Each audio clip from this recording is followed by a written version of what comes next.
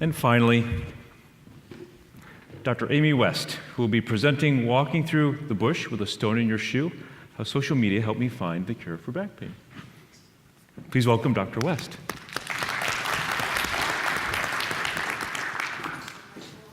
Thanks, everyone, for sticking around. Another 10 minutes before you are out of here, so I appreciate you all sticking around. I used to be a television producer in my former life, and I'm used to sort of being behind the scenes and telling stories, so this center stage stuff is kind of new for me, so we'll see how it goes. Back pain, let's talk about it. Who here has ever treated back pain? Show of hands, yeah, right? And I can hear the groans as we talk about it. Back pain, as we know, it's the leading cause of disability worldwide.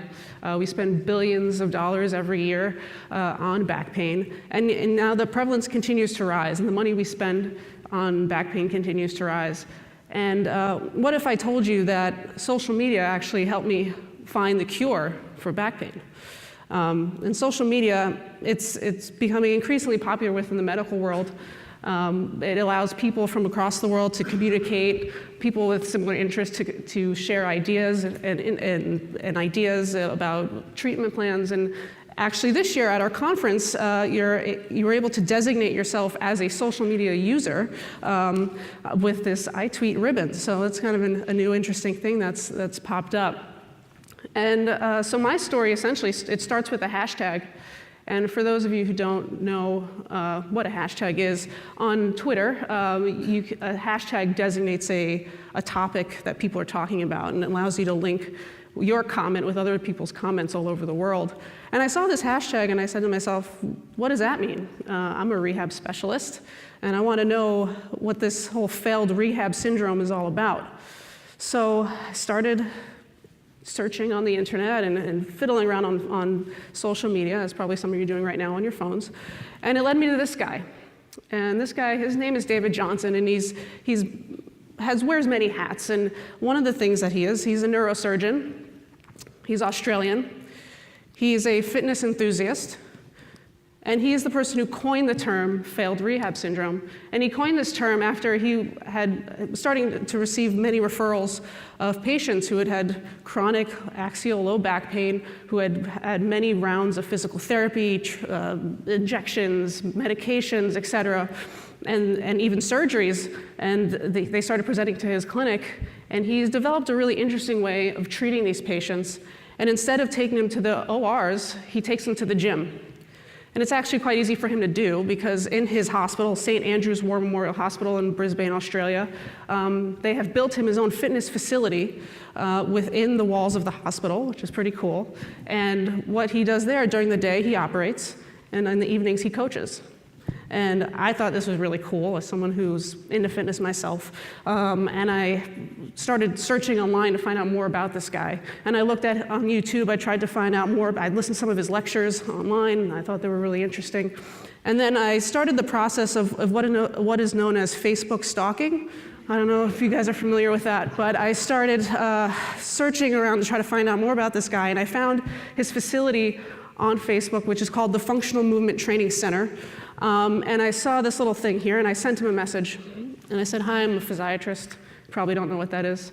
But I treat back pain. I know a lot of people who treat back pain. Let's talk about it. And he responded right away. And this pretty much started off over a year and a half of correspondence. And we were essentially back pain pen pals, where we would share ideas about back pain and ideas of sort of what we think are the best treatment plans.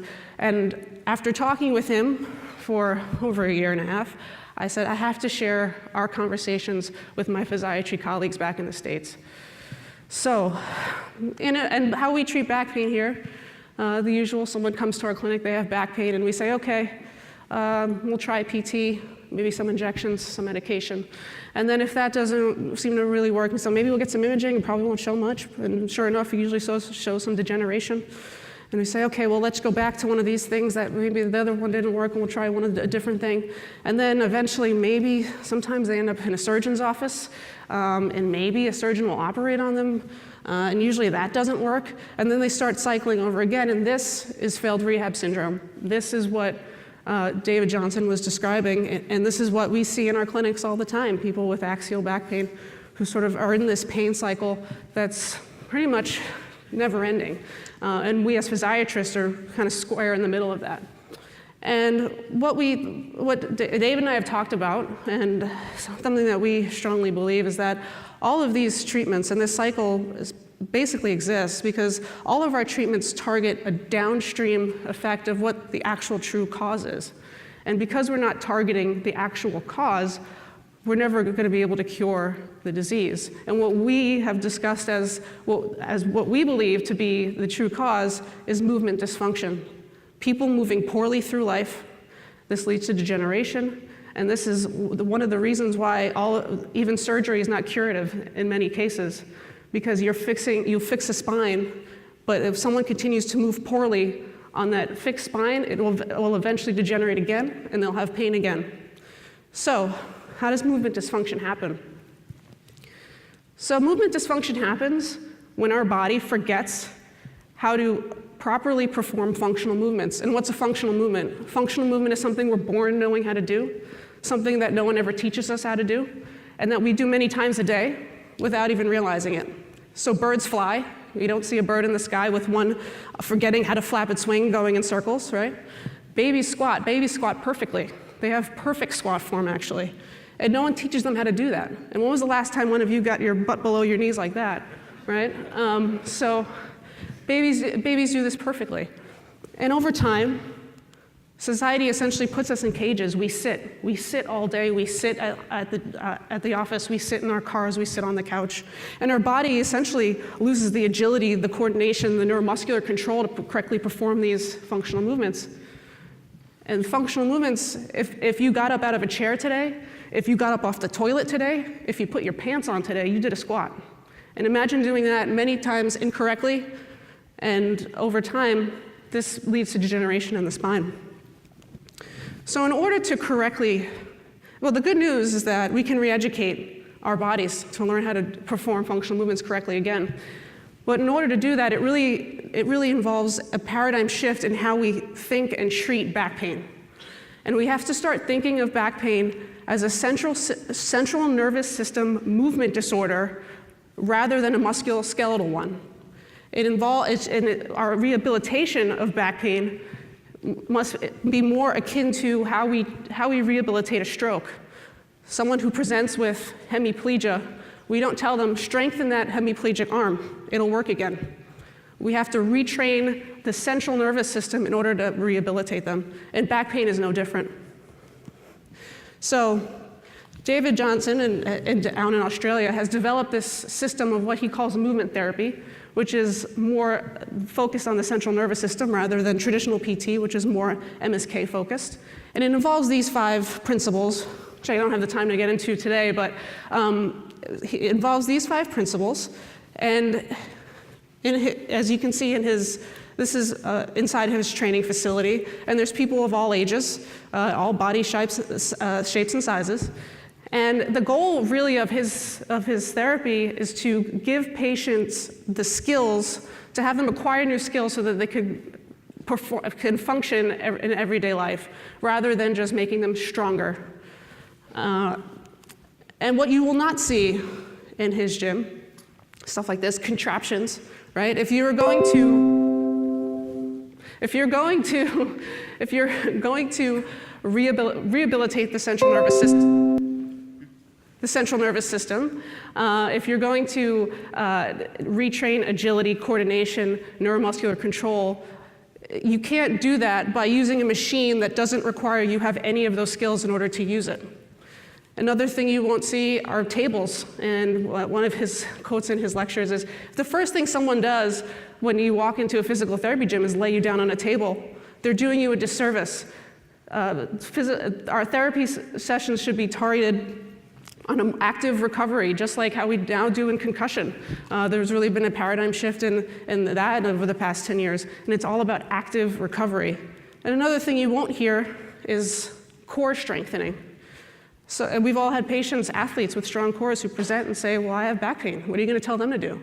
And the idea here is that it's not about the muscles you have, but it's about how you use them. And this brings me to the title of my talk, and one of the analogies that David uses in one of his talks, he says the movement therapy and physical therapy sort of two different ways of looking at the same problem. And it's like walking through a bush with a stone in your shoe. And the bush is Australian for woods, I suppose. We don't really have bush in Boston, but so it's walking through a bush with a stone in your shoe, and say you walk for many miles with this stone in your shoe and you develop knee pain.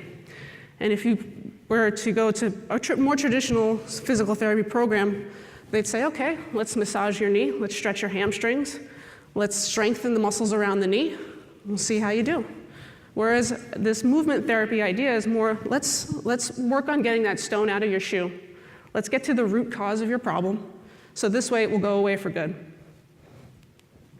And you say, okay, well that sounds great, but does it work? So right now, Dr. Johnson continues to collect data, and he's had over 150 patients go through his 8-week program. He's had an average reduction of 50% on the Oswestry Low Back Disability Index, which many of you are familiar with. And on this survey, actual 10% reduction is considered significant. And one of these patients is this lady, this is Joyce. Joyce is an octogenarian who finished his program and was actually able to make the trip from Australia to Las Vegas and to do this. So she's living her best life, and she's moving a lot better than she's ever moved, probably. So back to my story. David Johnson and I, after a year and a half of corresponding via email, we actually met in person for the first time this summer at this year's CrossFit Games, where we were both spectators. And it was really nice to finally see him face to face and talk about our ideas. And in fact, we spent very little time watching the games. We were in the corner the whole time talking about back pain and being big nerds about it. So, but it was really nice to actually meet him. And he's actually invited me to Australia to come to see his facility and to study more about his methods. And my trip to Australia, I really have to thank to Twitter. So social media can be a pretty powerful tool. And if you yourself are interested in learning more about this, the AAP is very graciously flying him up from Australia to be at our AAP conference in Puerto Rico. He and I, along with a colleague at Spalding, will be giving a course about his methods. He'll be bringing a movement therapist from his program, and we'll be talking about how you can incorporate movement therapy into your clinic. And you can follow us. I'm Amy West, MD, on Instagram and Twitter. He's Libretto73. If you want to come join the conversation, or argue, sometimes people want to argue with us too, we're happy to just have a dialogue about this. Thank you very much.